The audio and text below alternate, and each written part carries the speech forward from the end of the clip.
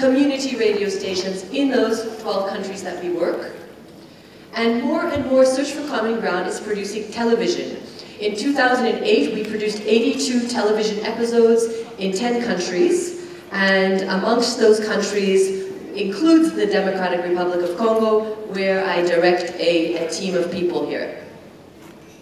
One example, and for those who were in Bali, they'll remember that I mentioned this, Great Lakes Generation is a perfect example of how we've used telephone, radio, and internet to produce the one and only live simulcast program linking youth from Rwanda, Burundi, and the Democratic Republic of Congo. The program rotates. It's broadcast by web streaming. Other countries pick it up by web streaming, broadcast it by FM, and anybody in 3 countries can phone in. And we have, I'm sure, a dedicated listener here from Rwanda who can tell us his viewpoint, as he's probably heard that program. Next. Facing international justice, we also use ICTs.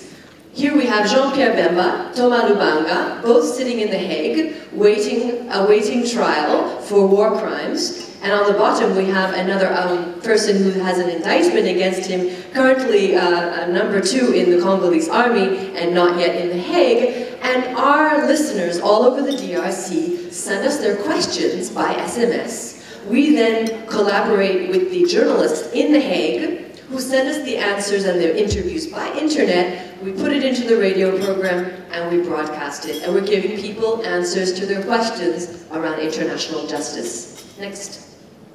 Okay, I mentioned earlier the reality TV program. Mostly in the Western world, reality TV program is about how can we chase off the ugliest people or the people who've been doing really bad things in the house, on the island, or it's a very negative type of format. And in the DRC, we've used reality TV to engage youth who want to make a change in their community, contact us with their vision for change, and I just want to show you a small extract of what that looks like in the DRC.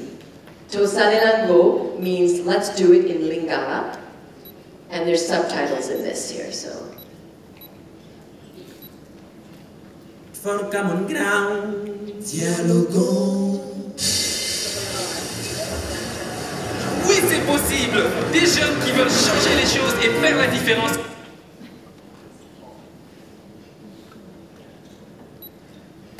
Autour d'eux. Même si c'est difficile, ils essayent quand même. Bazo Mekakaka. Comment je le sais? On m'appelle Pacha, le présentateur de l'unique émission télé-réalité ici en RD Congo. Voyons voir cette semaine ce que nos challengers vont relever comme défi. Those who write to us, we call them challengers, and they've got 3 challenges to try and make a difference. Le sujet de la fluidité de transport, c'est seulement la conséquence du développement d'une ville. L'État devait suivre le développement démographique de la ville. Donc la fluidité du transport ne sera résolue que si on crée de nouvelles voies d'accès vers les centres d'intérêt. Traffic, police, corruption often leads to violence in Kinshasa. These youth wanted to make a difference. Nous avons des chauffeurs qui n'ont pas une notion de la circulation routière, toujours en contravention, et ils ont des problèmes de démêler avec la police. Cette police sait que les chauffeurs de la ville de Kinshasa circulent sans document. Normalement, au Saraka.